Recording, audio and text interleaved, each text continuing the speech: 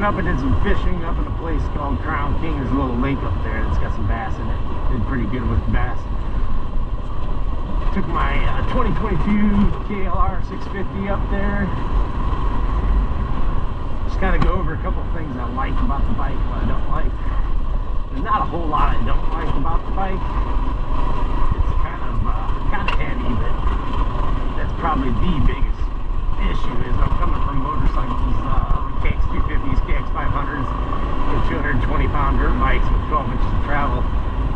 You know, this thing's 450 pounds, and I think it's got 7 or 8 inches of travel. It's pretty softly sprung, so even rocks like these, you know, you can put your suspension through the travel pretty good on them. A lot of these little G-outs that are 7 and 8 inches deep will make the back smack pretty good. The thing's got about a quarter tank of gas in it right now, and I got probably 40 pounds in the Tusk Pilot bags on the back of it, and I'm about 210 pounds without gear, so I'm probably pushing 250 with my gear. So it's a pretty good load on the bike. If I was a lot smaller, probably wouldn't be a big deal. But then the bike probably throw you around a lot more too. So a couple of things I don't like about the bike. The clutch has some kind of sensor on it. I've never had this EFI stuff on the bikes before. So if you don't use 4 fingers and pull the clutch all the way in, the bike will rev high. I'll show you guys real quick. So right now I got all 4 fingers in. If you listen to the idle,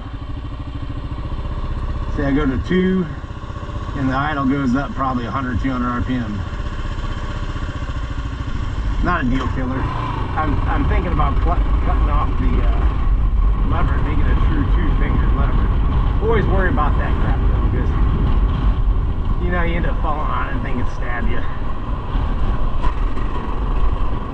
The tires from stock are not horrible. I mean, they're not an off-road tire at all. Like stuff like this is not horrible. I'd hate to see what they would be like in mud. It's probably miserable. But on hard pack, they do pretty good. You get into some of the soft stuff, like the UTVs push the sand out into the corners. You get into that stuff and it starts searching around pretty good. On the street, they're great. Brakes are a little bit spongy. Again, probably it's one of those things where I'm coming from a KX250 in the past to this thing. So I mean, I think it stops fine. I haven't noticed any, it's just mushy. They don't have those stainless hoses or anything like that. Skid plate. Definitely got to put a skid plate on these things. The other known thing for these has a drain bolt that hangs a little bit low. So if you don't have a skid plate, you can actually smack that sucker on a rock and pull it right out of the case, and you got pretty big problems. Hope it's not too windy for the video. The other thing is the brake pedal. 2 things with the brake pedal. It's way out like that. So it's almost like it's trolling for rocks, like asking to be yanked sideways. The other thing with it is when you're sitting down, it's not bad. This might be something I can adjust. I got to go home and look into it. But if you're standing up, leaning back, going down a hill, you almost got to get out of position to go actually put the back brake on and that make it engage. So it's kind of one of those things, you're back here leaning, you're not going to be able to hit the brake to the point that you want to. I put some oversized pegs on this bike. I do have a little bit of interference with my boot. I got a size 12 shoe. I'm just kind of working around it. I've got used to it today, but the other day I was missing a bunch of shifts because it does make the clearance between the oversized peg and the shifter pretty tight. Rocks. This is where we grow all the rocks in Arizona. Ooh, skid plate. Other than that, that's really all that I'm That's pretty easy. Like, I'm an easy person, so it's not that I don't like it. I can work around it. It's gonna do just fine. I can put the different tires on it once I get these things ball-lead up. Other than that, it's a great bike. Cockpit feels good. You know, I've done a couple long rides on it. The seat, I mean, it's really a dirt bike, honestly, you know, ish, from the 80s. So, it's got a nice big wide seat. It's pretty comfortable. Some guys, if you don't have a lot of junk in the trunk, are probably gonna want a softer seat. Because, you know, but you just get up and stand around. You know, get up and stand when you have to. I'm gonna go on up here. Let's see what this is all about. The bars are nice and high, which is good for me because I'm 6 feet tall, which we don't want to go. Decisions. Now let's go straight, I guess. Gearing, you know, coming from motocross bike, keep that in mind. The first gear is a little bit tall. Oh, look at this, what we got going on here. It's a little antenna.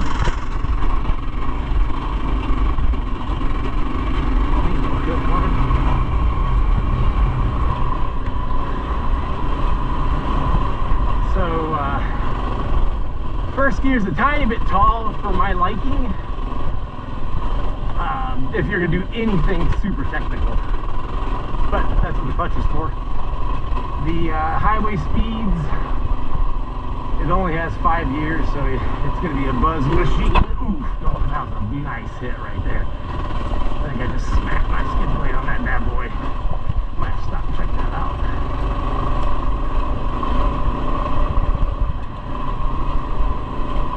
So 6th gear would be nice, but I might put a 16 tooth on it. It's probably going to be a little bit too high for my liking. And at first, if I put a 16 on it, for anything too technical, I'm going to stop and check that skid plate. Built to take a beating. Overall, it's a great bike. It's a tractor.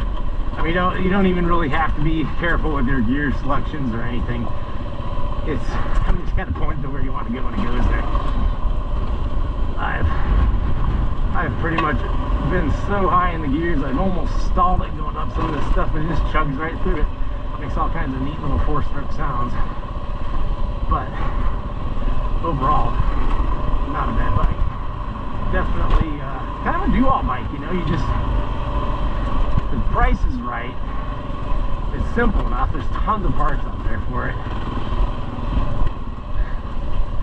But I think if I do anything too much more technical or rough than this, I'd probably run into getting something a little lighter, maybe like a DRZ or KLR650 or something like that.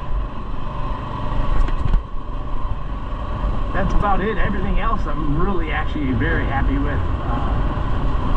I guess I'm probably easy to please too. So.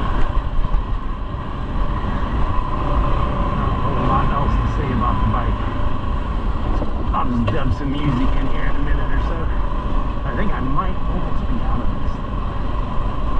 Civilization looks like it's right around the corner. Saw some road runners today. Saw a nice big bull snake, which is pretty crazy. It's basically a gopher bull, whatever they call them. Oh boy, that was a squirrely right there. They're pretty amazing. They can curl up and they can try to mimic a rattlesnake. They can actually change the shape of their head. So if you look at them just laying there on the ground, they look like any old snake. They kind of got like a date-shaped head, you know, kind of like a football or whatever. But when they get pissed off, I was trying to shoot them off the road so you can get ran over. They can make their head into a triangle, which that's what the vipers have, the triangle heads. So they essentially make themselves look just like a rattlesnake, minus the rattle tail, and then they hiss, and they try to sound like a rattlesnake. So, pretty cool. They caught a ton of bass